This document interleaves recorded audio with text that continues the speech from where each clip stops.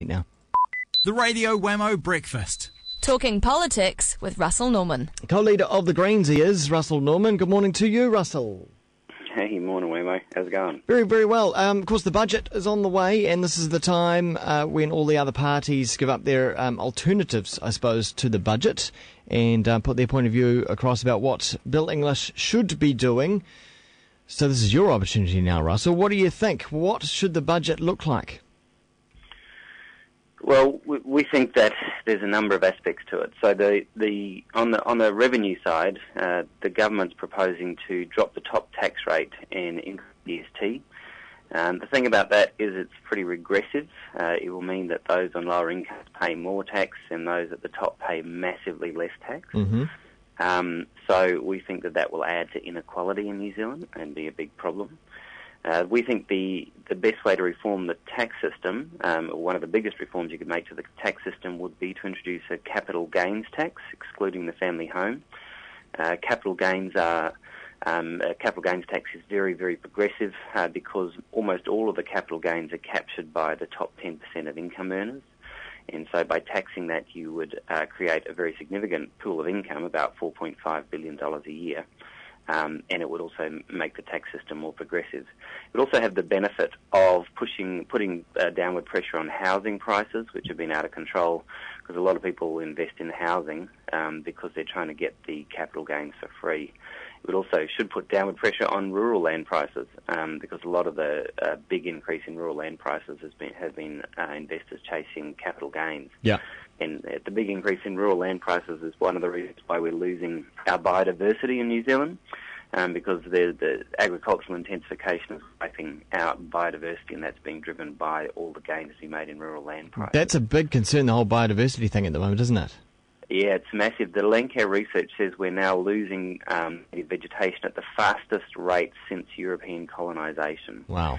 Which is incredible, and it says the driver is agricultural intensification. So all those giant dairy conversions, they go in and wipe out all the remnant bits of bush that were left behind by the old farmers and convert it all to dairy. See, because the reason they do that is the land's so expensive that you have to use every square centimetre. You see, it really is a shame the way things are reported, because a few years ago, I thought we were on the improve on that side of things, where farmers were setting aside areas of their land that were unproductive for farming for bush, where things could go and live. But that's now on the reverse?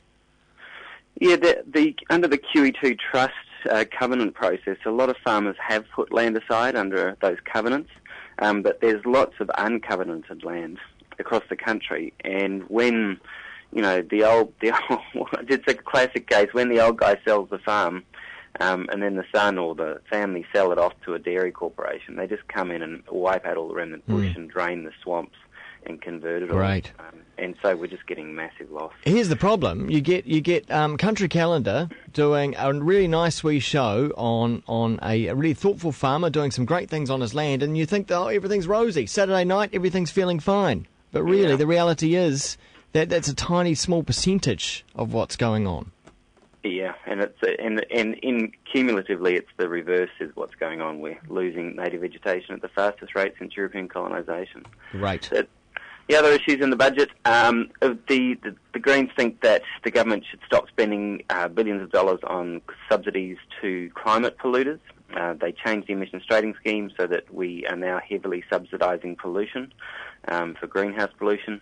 And so that seems to us a tremendous waste of money, because that money has to be borrowed to provide those subsidies.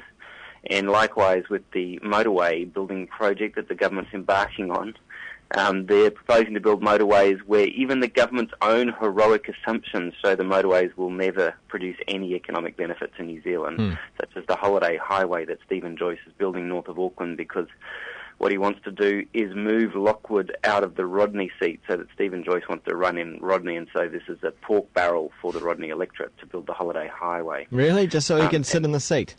And so, it means that he's hoping to make himself popular with the people up there. Yeah. So when he puts Lockwood on the list, rather than running for an electorate, he can move in there.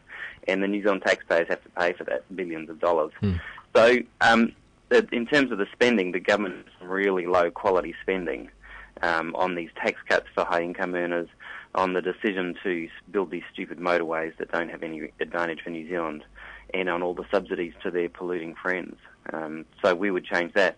But in terms of spending, we'd be much more focused on if we were going to give tax cuts, it would be to give tax cuts across the board at the bottom.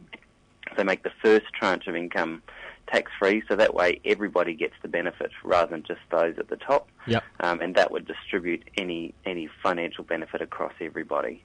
That's, we think, a much fairer approach to tax cuts. You did mention roading in a place where you'd be cutting the money, and I know many government departments are all feeling the pinch. That Bill English's men have all been through all the departments and picked everything apart. Is there anywhere else you'd cut fat? I think the roading and the subsidies and the tax cuts for the top end, if you put that together, you're talking about many billions of dollars between just those three spending items. So, I think if you just dealt with those three, then you'd have a huge impact on the bottom line of the budget. And that would give you quite a lot of space to move. I mean, we're running a deficit at the moment, and I think that we should try to get out of the deficit as soon as we can, and that means scaling back to deficit. But it's a question of how you get there, and I think the government's way of getting there is only going to cause more harm. The other side of it is we also think that in terms of alleviating poverty and energy poverty in particular, I mean, the Greens support introducing a progressive pricing scheme, so you get the first chunk of electricity at low cost, and then the price escalates after that. So people that are efficient at using energy don't have a huge power bill, but people that use a lot of energy, their power bill goes up. And that means that, poor families have at least got access to a decent amount of power at low cost.